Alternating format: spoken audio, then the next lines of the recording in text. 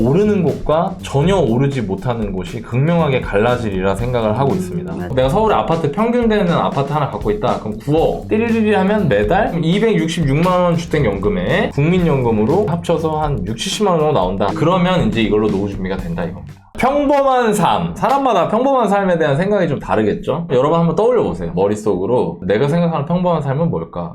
잠깐 떠올려 보세요. 평범한 삶은 뭘까? 그리고 그걸 하려면 대충 얼마나 필요할까? 생각을 한번 해보십시오. 자, 이거에 대해서 일반 다른 사람의 생각을 제가 한번 보여드리겠습니다. 좋습니다. 어떤 분이 이런 글을 쓰셨어요. 아니, 평범하게 사는 거 이게 너무 빡센 거 아니냐? 서울에 내 집 한 채 일단, 그 다음에 패밀리 세단 한 대. 여러분들 지금 패밀리 세단 머릿속에 한번 살짝 떠올려보세요. 아마 그랜저가 대부분일 겁니다. 조금 이렇게 하시는 분들은 제네시스. 딱 그 정도고요. 자식은 한두 명 낳아야 될 것 같다. 평범한 삶이니까. 노후 준비가 돼 있어야 돼요. 요 정도가 평범하게 사는 거라고 이분은 생각하신답니다. 여러분들이 좀 전에 제가 생각 한번 해보시라고 했던 거랑 별 차이가 없지 않을까요? 대부분 아마 이런 생각 하셨을 겁니다. 근데 이분이 마지막에 이런 말을 하셨어요. 이거 준비하기가 내가 생각했던 거 이상으로 너무 힘들 것 같다 라는 말을 하셨어요. 자, 일단 현재 상황을 한번 볼게요. 대한민국 국민의 60세 이후 생활, 마이너스 생활이 시작된답니다. 이게 무슨 얘기냐면 이게 통계청에서 발표된 자료예요. 2021년 기준입니다. 여기 보면 1인당 생애주기 흑자 적자 추이예요. 그래서 태어나서 0세부터 80세 이상까지 살아가는 과정 중에 내가 적자를 보는 구간 그리고 흑자를 보는 구간을 이렇게 연령대별로 구분을 해봤습니다. 보면 적자는 소비하는 게 버는 것보다 더 큰 걸 말해요. 흑자는 버는 게 소비하는 것보다 더 큰 걸 말합니다. 당연하겠죠? 적자 보면 27세까지 적자예요. 그런데 27세까지 적자인 거에 대해서 사람들이 이건 잘못했다고 하는 경우가 있나요? 아니죠. 당연하게 생각을 하죠. 당연한 거죠. 돈을 벌 수 없으니까. 네, 왜냐면 저 때는 중학생, 고등학생 때고 뭐 어떤 분들은 뭐 대학생 때고 알바하고 뭐하고 할 수 있겠지만 일반적인 분들은 또 그렇지 않잖아요. 그렇죠? 그러니까 이때는 뭐 크게 무리가 안 돼요. 그리고 이때 돈이 들어가는 이거를 우리는 흔히 말해서 투자한다고 하죠. 그러니까 아이에게 투자한다. 뭐 약간 이런 개념을 갖고 있습니다. 그리고 27세 이후부터 정점 소득을 찍을 때가 43세예요. 즉 소득과 지출의 편차가 커서 좋은 방향으로, 그래서 가장 많은 흑자를 내는 시기가 이 40대 초반입니다.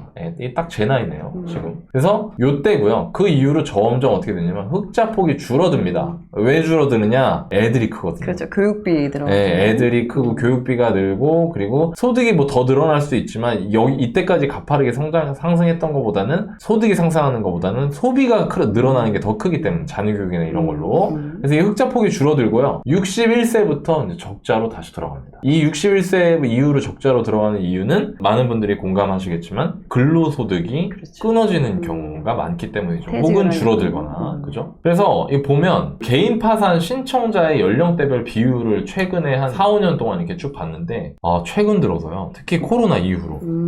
그러네요. 60세 이상 되시는 분들의 파산 신청자 연령대 비율이 거의 절반에 육박하고 있습니다. 그러니까 10명이 파산 신청을 하면 그 중에 5명가량이 60세 이상이시라는 거죠. 물론 요즘 최근에 뭐 영끌, 비투 이런 것 때문에 우리 20대 젊은 분들도 그 개인 파산 신청자가 늘어난다고는 하지만 그럼에도 불구하고 60세 이상이 압도적으로 높습니다.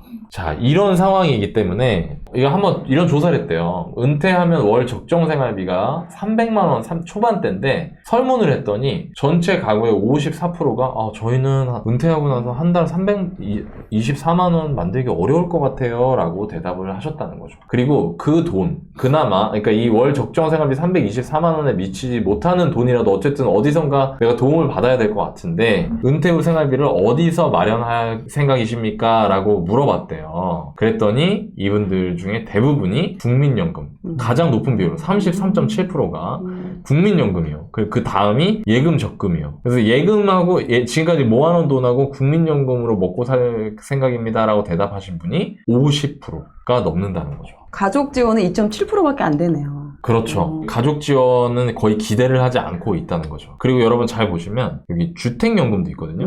주택연금에 대해서 언급하신 분은 3%밖에 안 됩니다. 이랬었어요. 2024년에 기획조사를 한 겁니다. 2023년 말에. 자, 일단 여기까지 본 상태에서 노후 파산이 갈수록 늘어나는 이유는 국민연금만으로는 부족한 생활비 때문인 거죠. 왜냐면 좀 전에 말씀드린 것처럼 국민연금과 예금적금으로 노후 생활비를 마련하겠습니다라고 하신 분들이 대부분인데 국민연금으로 월 300만 원 이상 나오는 분이 몇 분이나 계실까요? 거의 없겠죠? 그러니까 자연스럽게 아까 제가 앞에서 보여드린 적자 그래프로 들어가게 되는 겁니다. 자, 상황이 이러니까 이제 정부에서도 이런 정책을 폈고요. 실제로 60세가 넘으신 분들도 적극적으로 일자리를 찾기 시작했습니다. 그래서 정부에서도 최근에 한 7년, 8년 동안 쉽게 말해서 어르신 일자리, 노인 일자리, 그 다음에 은퇴자 일자리 이런 것들을 많이 공급하겠다. 이런 것도 공약으로도 많이 썼었고 맞아요. 실제로 정책도 많이 추진을 했죠. 그래서 실제로 일자리를 얻은 60대 이상의 선배님들이 많아요. 근데 세상에나 이런 일이 있는 겁니다. 취업 들키면 연금 깎여. 빈곤을 피해 사각지대 발딛는 노인들. 이게 무슨 얘기냐? 이게 되게 웃긴 게요, 여러분. 국민연금을 받을 때는 내가 은퇴하고 나서 국민연금 받는 거잖아요. 그렇죠. 근데 국민연금만으로는 324만 원이 안 돼. 한 달 필요한. 그러니까 뭐래? 일을 해. 그렇죠. 일을 했더니 갑자기 나라에서 그러는 거야. 일하시네요? 네, 저 연금으로는 모자라서요. 아이고, 그럼 많이 버셨네요? 네? 네, 한 300만 원 정도 어떻게 아내하고 힘들게 일해서 벌었습니다. 그럼 죄송한데 연금 못 드리겠는데요? 네? 아니, 전 연금이 적어서 일을 했는데요? 그래서 돈 번 건데 연금을 못 주겠다니 그게 무슨 소리입니까? 너무 많이 벌었어요. 너무 많이 버셨어요. 네, 200만 원 좀 더 벌시면은 연금 안 나가요. 이렇게 돼버린 거예요. 대박이네 진짜. 이게 황당한 거지. 진짜 이거. 이게? 그러니까 이게 뭐냐면 이분들이 은퇴하고 일하셨던 아까 제가 이렇게 얘기했던 이 11만 명이 못 받은 국민연금이 무려 2,200억이에요. 그러니까 이게 어쩌라는 거야. 연금을 먹고 살 만큼 주면은 내가 일하고 싶냐고. 그러니까 연금을 적게 주니까 일을 했는데 일했다고 연금을 안 줘. 일을 하지 말라는 거예요. 그러면은 너무 열심히 살지 마세요. 몸을 아끼세요. 아니야, 그거는 아니고 이거지. 봐봐요, 이 무한 메비우스의 띠 무한 굴레를 돌아가는 거예요. 봐봐요, 일을 그만뒀어. 연금이 나와. 연금이 나와서 빠듯해서 일을 했어. 돈을 벌었더니 연금을 안 줘. 그래서 다시 일을 안 했어. 연금을 줘. 빠듯해. 다시 일을 해. 거의 지금 이게 계속 돌아. 이게 말이 안 되잖아요. 이게 말이 됩니까 이게? 이러니까 사람들이 연금을 무슨 나 왜 국민연금 강제로 해야 되냐 이런 말이 나올 수밖에 없네. 그런 말이 나올 수밖에 없어. 그리고 또 하나는 지금 젊은 세대들 같은 경우에 지금 보고 있잖아. 이걸 목도하고 있잖아. 그러니까 당연히 나도 하고 싶지 않은 거죠. 또 과연 이거를 국민연금을 내가 받을 수 있을까? 이 의문도 상당히 많이 갖고 있는 상황인데. 네, 그렇죠. 그러니까 지금 이게 점점 이런 약간 애매모호한 상황이 있고 이게 얼마 전에 이렇게 뉴스로 나왔단 말이에요. 맞아요. 충격적이 몰랐었는데. 네, 그래서 이렇게 사각지대로 몰리고 있다. 연금이 부족하니까 일이라도 하려고 했더니 오히려 일한다고 연금을 빼앗는다. 연금을 빼앗길래 일을 안 했더니 생활비가 모자란다. 생활비가 모자라서 일을 했더니 연금을 안 준다. 지금 계속 이건 거예요. 그죠? 대체 누구를 위해서 이런 정책을 짜느냐라는 거죠. 이 상황이 이렇다 보니까 주택연금이 폭증하고 있습니다. 주택연금 신청이. 자, 아까 제가 여러분들한테 앞에서 은퇴를 앞둔 분들에게 노후에 어떻게 생활비를 조달하실 생각이십니까? 라고 했을 때 1등이 국민연금, 2등이 예금적금이었잖아요. 근데 주택연금 3%밖에 안 됐었단 말이에요. 근데 막상 생각이었던 거야, 그거는. 내가 막 60대 이상이 딱 돼서 은퇴를 해보니까 어때? 연금으로는 택도 없어. 나 예금적금 얼마 안 돼. 일이라도 해보려고 했더니 일하면 연금을 깎아버려. 그러니까 이제 남은 게 뭐냐. 여보, 우리 이제 집 한 채 있는데 이거 가지고도 어떻게 좀 한번 해봅시다. 이게 사실 한 최근 10년 동안 약간 트렌드였거든요. 근데 갑자기 요즘에 여기 보시면 주택연금 보증공급 규모가 사상 최대치를 기록할 전망이다 해서 4일 전에 기사가 나왔습니다. 정말 많은 분들이 주택연금을 노후자금으로 쓸 생각을 하고 이걸 이제 행동으로 옮기기 시작했다는 거죠. 이 여러 가지 이유가 있는데 지금 하락장이잖아요. 그 하락장이 제가 이전 부에서 보기님이 그거 할 때도 말씀드렸다시피 무려 이제 3년이 다 돼갑니다. 하락장이. 우리 이 방송을 보시는 분들이 연령대가 젊으신 분들은 하락장이 오래되나 보다. 좋은 타이밍에 집을 사야지. 이런 생각 하실 줄 모르겠지만 은퇴를 앞둔 60대, 70대 우리 선배님들 같은 경우에는 아유, 야, 이거 집값 더 떨어지기 전에 빨리 이거 주택연금이라도 해야 되는 거 아니야? 그렇죠. 안 그러면 연금액 이만큼도 못 건지는 거 아니야? 이런 생각을 하시는 분이 꽤 많이 늘어나고 있다는 거죠, 일단. 그러니까 이게 또 늘어나는 겁니다. 그리고 그런 당연히 이용자가 늘어난다는 거고요. 보증 공급이 25조 정도 된다라는 겁니다. 이 주택연금에 대해서 그래서 지금 굉장히 많은 분들의 관심이 커지고 있기 때문에 저희가 오늘 여러분들한테 주택연금을 좀 자세하게 다뤄서 안내를 한번 해드리려고 합니다. 여기서부터 좀 중요한 내용인데요. 지금 방송을 보고 계신 분들 중에 우리 부모님의 노후 준비가 걱정되시는 분들이 있을 겁니다. 근데 우리 엄마랑 우리 아빠랑 집 한 채를 갖고 있다. 그런 분들은 이 방송을 잘 보시고 정리해서 친절하게 부모님께 알려드리시거나 아니면 이 영상을 공유해 주셔도 괜찮을 것 같습니다. 자, 이제 설명 한번 해볼게요. 주택연금 3종 세트가 있습니다. 3가지 종류의 주택연금 운영하고 있어요. 첫 번째는 일반 주택연금입니다. 이거는 뭐냐면 노후 생활자금을 그 집에서 연금처럼 받는 겁니다. 자, 그럼 여기서 제일 부모님들이 걱정하시는 게 뭐냐 이겁니다. 나 너한테 이거 집 물려주고 싶은데 괜히 그랬다가 나랑 니네 아빠 일찍 그냥 죽어버리면은 집값 이거 빼먹지도 못하고 나라에다가 바치는 꼴만 되는 거 아니니? 내가 너한테 이거라도 하나 물려주고 싶은데 요런 부분들이 많아요. 근데 이겁니다. 걱정하실 필요 없다. 그건 왜? 남는 금액, 연금 수령하고 나서 그 남는 금액 있죠? 그거는 상속이 간다. 그래서 이거를 굉장히 많은 분들이 이 사실을 알고 나서 또 이걸 활용을 많이 하기 시작을 하셨어요. 그래서 매월 연금으로 수령하는 일반 주택연금이 있고요. 주담대 상환형 부분이 있습니다. 자, 이건 뭐냐? 이겁니다. 엄마, 주택연금 한번 해봐. 그거 하면은 한 달에 뭐 돈 100만 원씩 나오나 봐. 아유, 야, 무슨 소리야. 이 집에 대출이 있잖아. 대출이 있어? 그래, 대출이 2억 남아있어. 이거 대출이 있는데 누가 그걸 해주겠니? 자, 그러면 이런 게 있는 거죠. 그거 엄마 주택연금 대출 없어야만 되는 거야? 그래, 당연히 그러겠지. 대출 있는 집을 누가 이걸 담보로 해가지고 연금을 주겠어. 너 같으면 해주겠니? 이런 분들이 많아요, 또. 근데요, 그런 분들을 위해서 이 주담대 상환용 주택연금이 존재하는 겁니다. 이게 뭐냐면, 쉽게 말하면 이거죠. 먼저 담보대출만큼 돈을 줍니다. 자, 그럼 그거 받아가지고 어떻게 해요? 은행에다 갚아요. 갚은 다음에 그 나머지 차익 있죠. 그러니까 내가 7억짜리 평가액의 집인데 대출 2억이 있어요. 그러면 2억을 먼저 받아서 갚아요. 그럼 내 집에 얼마 남은 거예요? 5억이 남은 거죠. 그럼 그 5억으로 연금을 계산해서 이제 주시는 겁니다. 무슨 느낌인지 아시죠? 예, 그게 주담대 상환용 주택연금이고요. 부분연금입니다. 그리고 우대형 주택연금이 있습니다. 이건 뭐냐? 그 부부 중에 한 분 이상이 기초연금 수급권자의 경우에 일반 주택연금 대비해서 최대 20% 정도를 더 연금을 쳐드리는 거죠. 후하게 쳐드리는 겁니다. 이게. 예, 무슨 얘기인지 아시겠죠? 자, 그럼 요렇게 요 3가지에 대해서 여러분들께 안내를 드렸고요. 조금 더 깊게 한번 들어가 보도록 하겠습니다. 아까 제가 좀 전에 3가지 상품을 소개를 해드렸죠? 그 중에 나한테 맞는 게 뭔지를 찾는 거를 한번 보도록 하겠습니다. 한국주택금융공사 홈페이지 여기 보이시죠? 여기로 가시면 주택연금이라는 곳으로 이렇게 들어오시면 됩니다. 이쪽에. 그리고 여기 상품 찾기 요거 이렇게 누르시면요 이렇게 질문이 나옵니다. 부부 중 한 분이 55세 이상인가요? 네. 주택 가격은 2억 원 미만인가요? 아니요. 가입 예정 주택에 담보대출 있습니까? 아니요. 저는 대출 없어요. 아니요. 자, 일반 주택연금 가능하다. 자, 이런 식으로 나온다는 겁니다. 한 번만 더 해볼까요? 55세 이상이신가요? 네. 2억 미만인가요? 네. 65세? 네. 기초연금 수급자입니다. 하면 우대요. 아까 제가 20% 더 쳐주는 거. 그렇죠. 자, 그리고 다시 처음으로 한 번만 더 해볼게요. 재밌네요. 55세 이상인가요? 2억 원 모든 미만인가요? 경우는 다 아닙니다.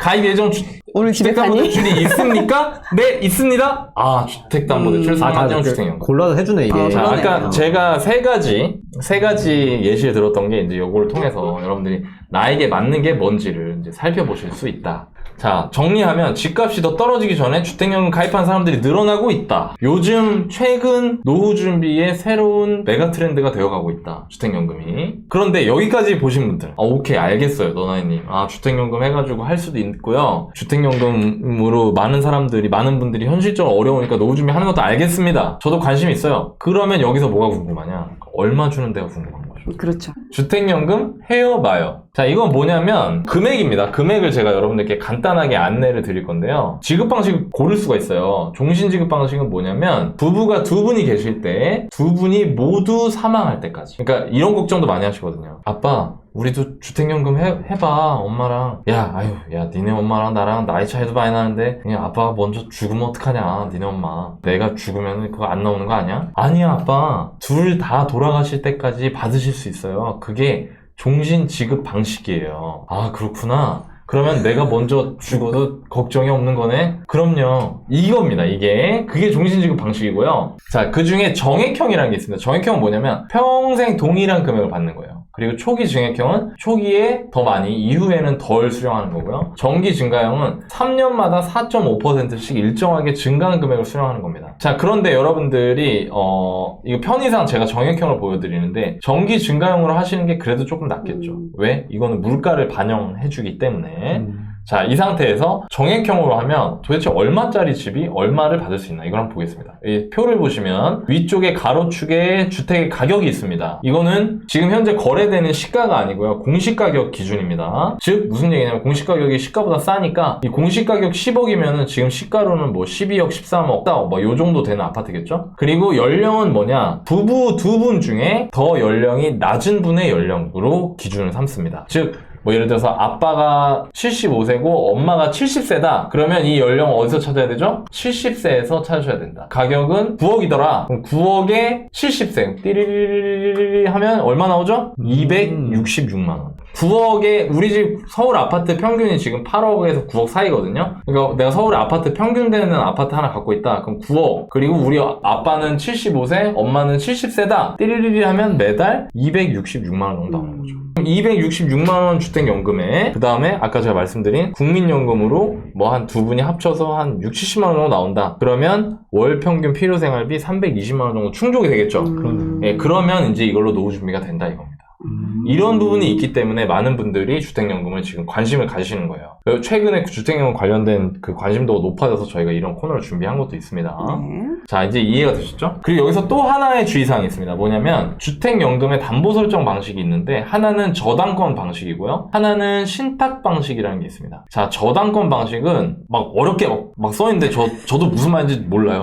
저런 건 몰라도 되고요. 이겁니다. 두 분 중에 한 분이 돌아가셨어요. 아빠가 먼저 돌아가셨습니다. 그러니까 엄마가 혼자 남았어요. 그러면 연금을 중단하고요, 그 나머지 7억 중에 예를 들어서 2억을 빼먹었어요. 그리고 5억이 남아있어요. 그럼 그거를 자녀에게 상속을 합니다. 자녀든 배우자든 남아있는 배우자든. 그래서 그거 가지고 알아서 하십시오 라고 하는 게 저당권 방식입니다. 그런데 신탁 방식은 아까 제가 말씀드린 것처럼 신탁 방식으로 가입하셨을 경우에는 두 분 다 사망하실 때까지 연금이 지급이 된다. 요거를 여러분들이 좀 알아두시면 좋을 것 같습니다. 맞습니다. 자, 좋습니다. 마지막으로 자, 주택연금을 이런 분들에게 추천한다. 저희가 좀 또 부동산 투자자로서의 그런 경험이 있으니까 그걸 같이 이제 좀 녹여가지고 말씀을 드리면, 첫 번째는 생활비가 지금 굉장히 부족하십니다. 두 분 다 은퇴하셔서. 그리고 은퇴하고 나서도 일을 좀 했는데 이제는 진짜 고령이 되신 거예요. 근데 70세 이상, 막 75세 이상 이렇게 고령이 돼버리신 겁니다. 그래서 일을 더 하기도 어렵고, 그래서 이런 제안을 드려본 거예요. 엄마한테. 엄마도 이제 그냥 이사가 다른 데로, 여기서 이거 괜히 집 이거 깔고 앉아가지고 그러지 말고. 근데 이 부모님들 자식 사랑이 또 끔찍합니다. 그렇죠. 다 뭐라고 하는 줄 아세요? 이럴 때? 야, 그래도 너한테 이거 물려줘야지. 그리고 엄마가 이 나이에 어디를 가? 엄마 나이가 지금 74인데 엄마가 그냥 여기서 살다 죽을래. 이런 분들이 많아요. 이사 안 가려고 하시는 분들이 많습니다. 그리고 여러분들 좀 이해를 하셔야 되는 게, 나이를 먹으면 먹을수록 어디로 가기가 싫어요. 맞아요. 맞아. 환경 바뀐 게 친구들도 다 주변에 그러니까 살고 있고. 굉장한 스트레스입니다. 그래서 이런 분들이 계시거든요. 그런 분들은 주택연금을 한번 활용을 검토해 보시는 것도 나쁘지 않다. 자, 두 번째, 아까도 제가 말씀드렸죠. 이것 때문에 주택연금 안 하시는 분들이 많아요. 저희 부모님도 제가 주택연금 하시라고 했더니 물려주고 싶다고 네, 그 얘기를 하시더라고요. 그래서 엄마 나 집 많아.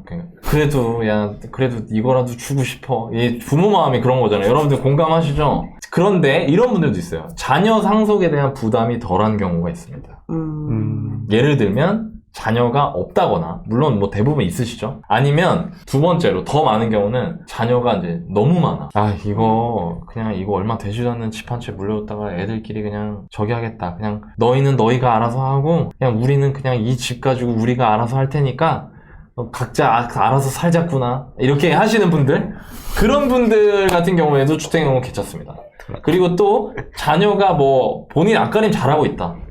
솔직히 그리고 나도 부모로서 떳떳해. 니네한테 해줄 만큼 다 해줬다. 그런 분들도 이것도 나쁘지 않다. 요 정도 말씀드리고 싶어요. 그럼 마지막 세 번째, 요것도 좀 중요한데, 도서 지역, 그러니까 좀 이렇게 외곽지, 서울 수도권 이런 데 말고요, 집값이 싼 데 있는 분들, 이런 저가주택을 갖고 계신 분들도 괜찮습니다. 자, 이거 왜 그러냐? 이거는 이제 부동산과 시장과 관련되어 있는 건데, 저는 개인적으로요, 주택시장이 우리가 흔히 말하는 양극화가 점점 더 심해지는 정도가 아니라 이제는 우리는 인구가 줄어드는 시기에 살고 있잖아요. 그래서 예전처럼 서울 아파트도 오르고 저기 무슨 뭐 지방에 뭐 바닷가에 있는 아파트도 오르고 저기 산속에 있는 아파트도 오르고 이러던 시기에서 이제는 오르는 곳과 전혀 오르지 못하는 곳이 극명하게 갈라지리라 생각을 하고 있습니다. 맞아요. 그런 상태이기 때문에 만약에 내가 생각하기에 우리 엄마, 우리 아버지가 가지고 계신 집이 너무 저기 외곽지에 있어서 그 집이 더 이상 길게 봤을 때 오르기 어려울 것 같다. 내가 명절 때마다 엄마 아빠 뵈러 그 동네 가보면 갈 때마다 애들이 하나도 없다.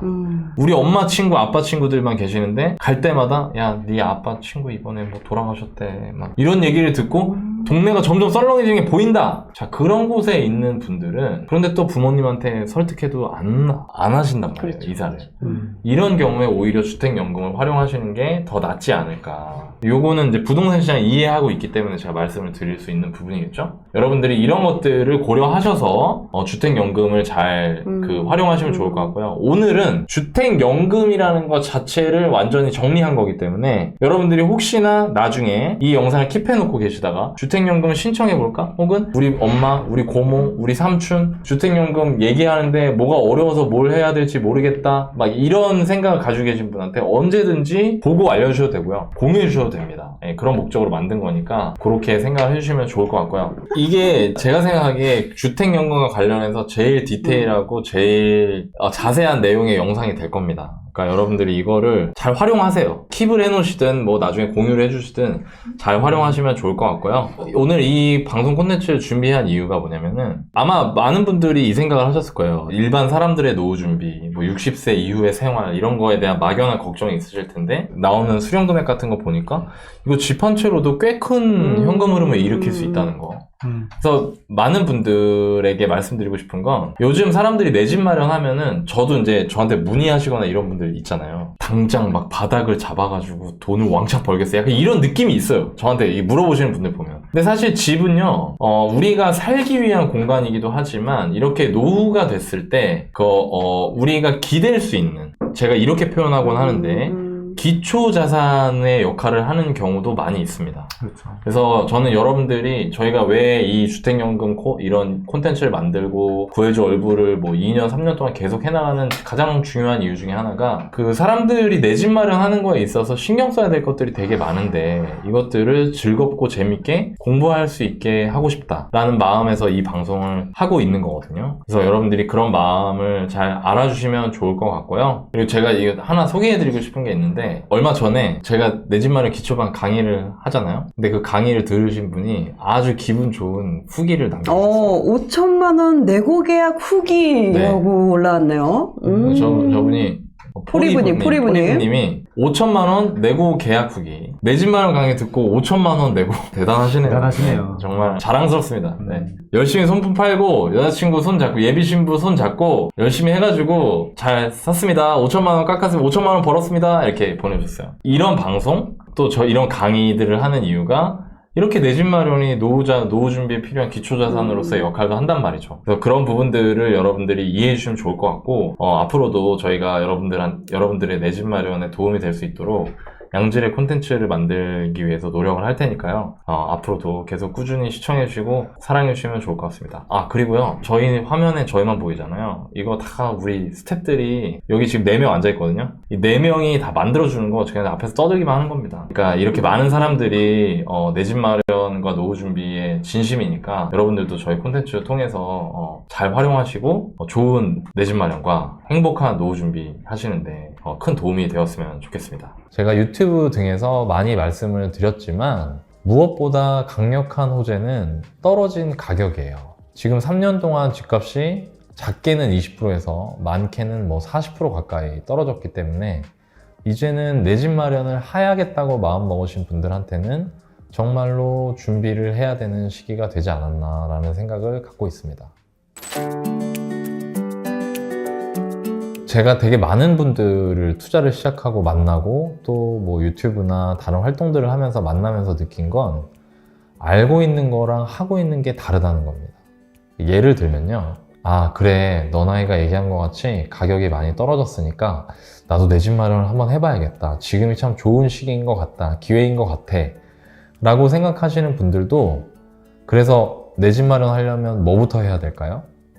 이렇게 여쭤보면 대부분 서로 대답하는 게 달라요. 어떤 분은 부동산에 가봐야 되지 않을까요? 또 어떤 분은 네이버 부동산을 봐야 되나요? 이런 걸 보면서 내 집 마련 기초반을 기획하고 만들게 됐습니다. 이 정도 제가 말씀드렸으면 내 집 마련 기초반에서 뭘 배울지 대충 감이 오시나요? 내 집 마련 기초반은 어려운 그래프를 여러분들한테 보여드리면서 자, 뭐 미국의 금리가 어떠니까, 뭐 공급이 어떠니까 바로 지금이 집을 사야 할 타이밍입니다. 자, 제가 다 말씀드렸으니까 여러분들 집 구하시는 거, 집 찾아보시는 거는 알아서 하십시오. 이런 강의가 아니고요. 강의를 들으면서 여러분들께 나가는 강의 내용 그리고 과제들을 충실히 따라서 하다 보면 여러분들이 살 수 있는 가장 좋은 집이 짠 하고 나오게끔 하는 강의입니다. 굉장히 실천적인 내용들로 구성된 강의예요. 그래서 지금 당장 내 집 마련을 하기 위해서 무엇들을 해나가야 하는지를 아주 구체적이고 명확하게 알려드리는 강의라고 보시면 될 것 같습니다. 제가 마지막으로 여러분들께 드리고 싶은 말씀은 너 나이는 도대체 왜 이 강의를 만들었고 이 강의를 어떤 마음으로 하고 있는지에 대해서입니다. 저는 30대 중반에 투자를 시작하기 전까지는 운이 안 좋게도 제 주변에 투자를 했거나 내 집 마련을 잘 해봤거나 이런 사람을 만나질 못했어요. 제가 조언을 구할 수 있는 가장 최고의 전문가는 제가 결혼할 때 얻었던 전셋집을 소개해 주신 부동산 사장님이었습니다. 그냥 단순히 운이 좋아서 부모님으로부터 이런 걸 배우게 되고 지인으로부터 이걸 배울 기회를 얻는데 왜 누구는 정작 자기가 결혼할 때까지 이런 얘기를 한 번도 들어보지 못할까? 좀 분노했던 것도 있었던 것 같아요. 그런 사실에 대해서. 여러분들한테 제가 결과를 갖다 바칠 수는 없어요. 그런데 적어도 배울 수 있는 기회는 만들고 싶다는 생각을 했던 것 같습니다. 그리고 그 첫걸음이 내 집 마련 기초반이었고요. 여러분들이 내 집 마련을 하는 방법에 대해서 한 번쯤은 배워보고 싶다는 생각을 갖고 계신다면 제가 10년 동안 수십 차례의 부동산 거래를 통해서 깨닫게 된 경험과 정보 그리고 노하우들을 빠짐없이 가져가실 수 있었으면 좋겠습니다. 저는 그러면 여러분들을 기다리고 있겠습니다.